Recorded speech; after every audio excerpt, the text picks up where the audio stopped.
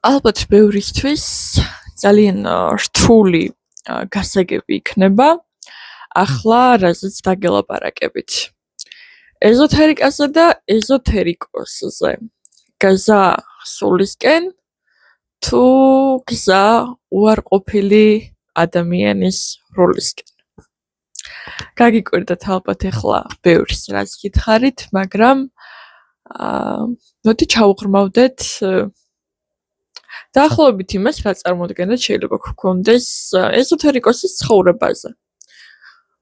როდესაც ის არ ცხოვრობს ტყეში, არ ცხოვრობს მთაში, სადღაც მწვერვალზე, ბუდისტ ბერებთან არ მოღვაწეობს და არ ცხოვრობს, ასე რომ ვთქვათ, ყოველდღიური სულიერი მექანიზმებით, სადაც არანაირი ხელშემშლელი ფაქტორი არ აქვს.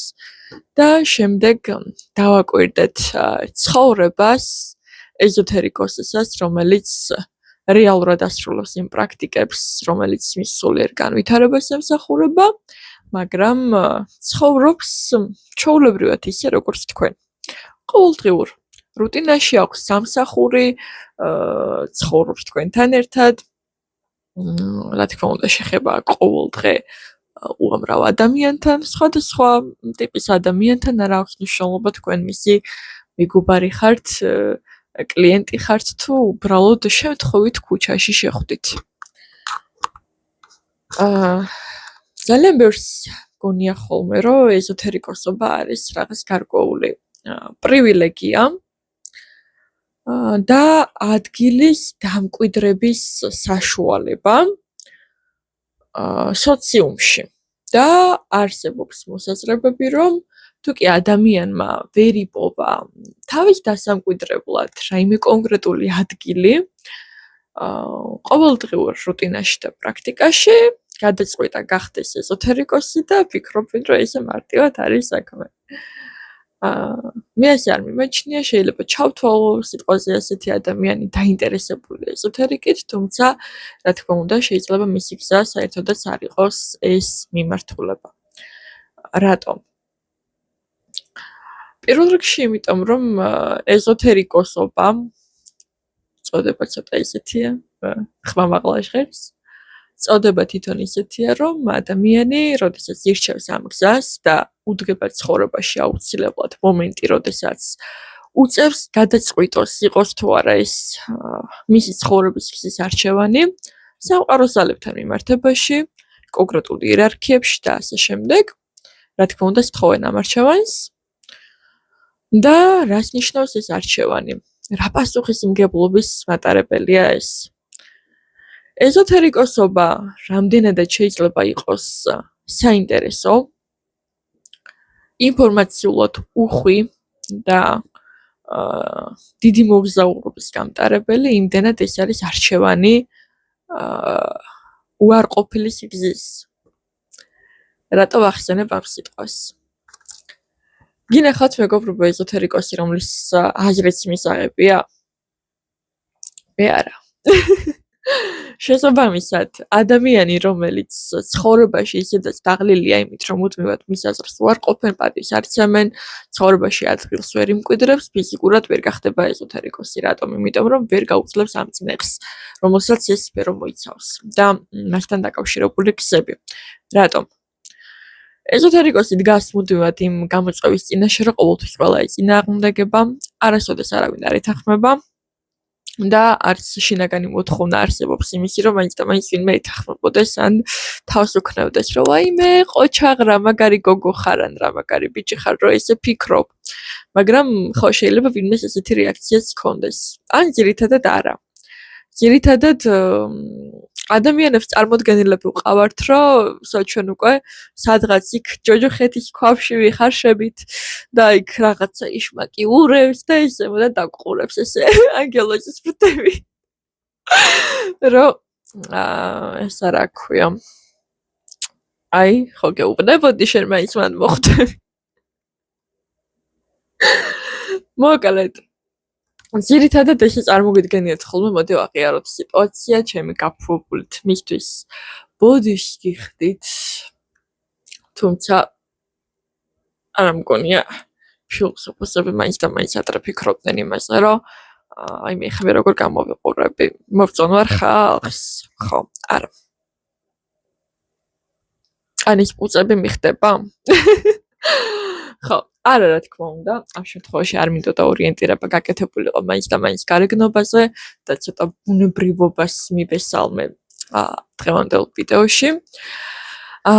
ხო, და მოკლედ ცოტა ხუმრობაში მინდა რომ შემოგაპაროთ იმ არჩევანის შესახებ, რომელსაც ეზოთერიკოსი აკეთებს თავის ცხოვრებაში, რა გვერდითი მოვლენები და ეფექტები აქვს ამას. ზუსტად ეს, რომ თითქმის ყოველთვის ვარ ყოფილი ხარ. ძირითადად რა თქმა უნდა სირთულეს წარმოადგენს ასეთი ადამიანებისთვის ყოველთვის ხანგრძლივი სტაბილური ურთიერთობები, იქნება ეს მეგობრებთან, კოლეგებთან შეიძლება კიდევ ოქრო შვალედი დაიჭირო, შეიძლება პარტნიორებთანაც, ვინც დაუშვათ ვერ ერკვევა ამ საკითხებში და თემებში, რატო? იმიტომ რომ ასეთი ადამიანები ყოველთვის ჩემნაირი ადამიანები ყოველთვის არიან ცოლებადი ხასიათის. როგორ წარმოგიდგენიათ, ერთ დღეს იძინებდეთ ერთ ადამიანთან და მეორე დღეს იყვიწებდეთ თქვენს გვერდით სულ სხვა პიროვნება, იმისგან რადიკალურად განსხვავებული აზრებით, ვიდრე გუშინ დაიძინა. ალბათ რთული წარმოსადგენია თქვენთვის. კი, როდესაც რეალურად პრაქტიკოსი ვითარდება, გადის გარკვეულ სულიერ ეტაპებს და გზებს, იცვლება მისი შეხედულებები. შეიძლება ეს რამოდენიმე საათის მონაკვეთშიც მოხდეს, წუთის მონაკვეთშიც მოხდეს, დღის მონაკვეთში მოხდეს, სულ შეიძლება ელაპარაკებოდეთ სხვადასხვა ადამიანს. რო ფიქრობთ, რომ ადამიანს იცნობთ, შეიძლება მეორე დღეს ვერ ხდებოდეთ ვის ელაპარაკებით. იმიტომ რომ ეს ადამიანი გუშინ ესე ფიქრობდა, დღეს ახლა სხვა აზრები აწუხებს, რატო? გაგიკვირდებათ და პრაქტიკოსების სიზმრებში მოგზაურობთ. სიზმრებში მოგზაურობის დროს შეიძლება შევხვდეთ 1000 გვარ არსებას, მათ შორის პიროვნებებს, რომლებთანაც ცოტა ესე დინამიკურად რომ მოყვეთ, მიმდინარეობს საუბრები. ძალიან მნიშვნელოვან საკითხებზე მინდა გითხრათ, შეიძლება ერთის შეხედვით მარტივად წარმოსადგენ საკითხებზე, მაგრამ მეორეს მხრივ იმაზე მეტი ფიქრი რო ჭირდება, ვიდრე ეს უბრალოდ ჩვეულებრივი საუბრებია მატერიალურ ადამიანებთან განხილვის დონეზე. იმიტომ რომ საერთოდ სხვა ცნობიერებით გვგზინავს ადამიანებს, სხვა ცნობიერების ადამიანებთან გვიწევს საუბარი და უბრუნდებით ასევე განსხვავებული ცნობიერებით და გაცნობიერებებით, რომელზეც შეიძლება ფიქრი გაგრძელდეს კიდეც. ხშირად ამავდროულად, იმიტომ არის რთული ეზოთერიკოსის ცხოვრება, რომ შეიძლება ძალიანაც უნდოდეს ჩაერთოს ყოველდღიურ აქტივობებში, გასართობ აქტივობებში, მაგრამ არ ერთობოდეს ამ ყოველივეში, იმიტომ რომ მან იცოდეს ამ ყველაფრის გვერდითი ეფექტები, მასში რეალურად არსებული მიზნები და თემატიკები, გავლენები და რა თქმა უნდა არ უნდოდეს თავისი ცოდნის დაიგნორება ამ საკითხებთან დაკავშირებით და მოკლედ უბრალოდ თავი არ დაუქნიოს ამ სიტუაციას და არ შეიჭრას აი ამ ყოველდღიურ მარყუჟებში, რომელშიც ცდილობენ რომ მოაქციონ და აგოიმებენ, აბრმავებენ ადამიანები, იმიტომ რომ თვითონაც არ იციან რას აკეთებენ. ანუ ადამიანი, რომელიც მიყვება ეზოთერიკას და სულიერ პრაქტიკებს, ამ ორს უკაცრავად რო ცალ-ცალკე გამოვყოფ, მაგრამ მოდი გავაერთიანოთ. წარმოადგენენ სხვა ცნობიერების პიროვნებებს, ერთი ცხოვრობს გაცნობიერებულად, მეორე ცხოვრობს დინამიკურად, ანუ ნაკლებად გაცნობიერებული ცხოვრობით. შეიძლება მისი სხვადასხვა ნაბიჯები იყოს გაცნობიერებული, მაგრამ არამიზნობრივი და უბრალოდ იყოს ჩართული ყოველდღიურ რუტინაში, ისე რომ ვერაცნობიერებდეს ამას რატო აკეთებს. მაგრამ რაც შეეხება ეზოთერიკოს, მისი ყოველი ნაბიჯი წარმოადგენს მნიშვნელობას და ახსნას.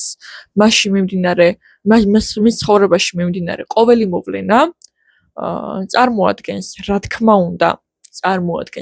უნდა, მიზნობრიობას, აზრს და არსს, რატო აკეთებს ამ ყველაფერს. სხვადასხვა გურჯიებს ჰქონდა ამის შესახებ ძალიან საინტერესო თეორია, რომ ჩვენი ყოველი ნაბიჯი, რასაც გავაკეთებთ, აუცილებელია იყოს წინასწარ დაგეგმილი და განზრახული, მიზნობრივი, რას ვაკეთებთ და რატო ვაკეთებთ. აი მაგალითად, მოგწყურდათ და ავტომატურად მიდიხართ და წყალს დალებთ. მაგრამ ამ დროს როგორ ამბობს გურჯიები? მოგწყურდათ, მოხდეთ გაცნობიერება ამ წყურვილის, მიდიხართ წყლის დასალევად, იმიტომ რომ დაიკმაყოფილოთ წყურვილი, რომ თქვენი ორგანიზმი იყოს დეჰიდრატირებული და განაგრძობდეს თავის ფუნქციონირებას შესაბამის მდგომარეობაში. ანუ რა ხდება? წყლის დალევას ეძლევა მნიშვნელობა და ეს ხდება გონებაში გაცნობიერებული მიზნით, მიზნობრივად და არა ავტომატურად და დინამიკურად. ფიქრობ საინტერესო თემა უნდა იყოს თქვენთვის.